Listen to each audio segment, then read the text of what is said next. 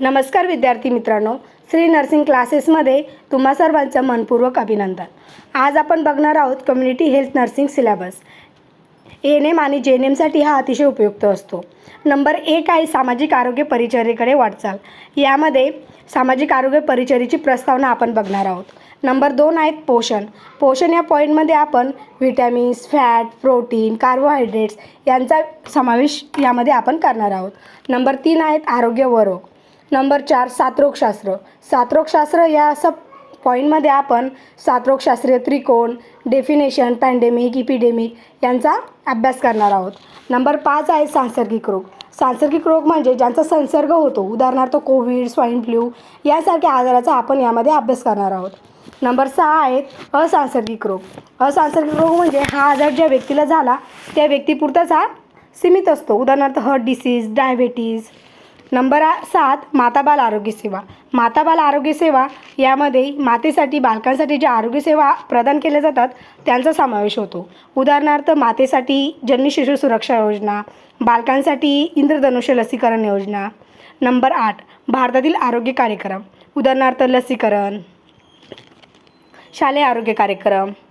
Number 9 कुटुंब कल्याण व लोकसंख्याशास्त्र। कुटुंब कल्याण व लोकसंख्याशास्त्र यामध्ये कुटुंब नियोजनाच्या पद्धती, गर्भपात यांचा समावेश होईल।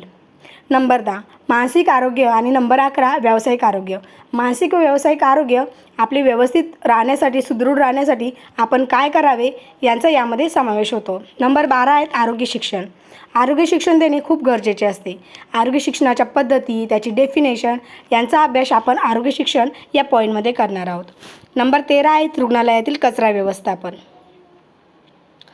रुग्णालयातील कचरा व्यवस्थापन करणे अत्यंत गरजेचे असते, कारण की त्यामुळे खूप सारं इन्फेक्शन होऊ शकतं। लाल डबा, पिवळा डबा यासारख्या डब्यामध्ये आपण कोणकोणते कचरा टाकावे, कचऱ्याचे व्यवस्थापन कसे करावे, त्यामुळे काय हानी होते, नंतर आरोग्य कर्मचारी यांनी काय निगा राखावी याचा सर्व समावेश आपण रुग्णालयातील कचरा व्यवस्थापन या पॉईंटमध्ये बघणार आहोत। नंबर 14 आहेत भारतातील आरोग्य व सामाजिक सेवा। नंबर 15 आहेत आरोग्य संघटना, ज्या आंतरराष्ट्रीय पातळीवरील असतात, उदाहरणार्थ WHO, युनिसेफ ह्या संघटना आपल्यासाठी काय काम करतात यांचा आपण यामध्ये सहभाग बघणार आहोत। मित्रांनो, असेच नवनवीन व्हिडिओ पाहण्यासाठी श्री नर्सिंग क्लासेसला सबस्क्राईब करा, लाईक व शेअर करायला विसरू नका। धन्यवाद।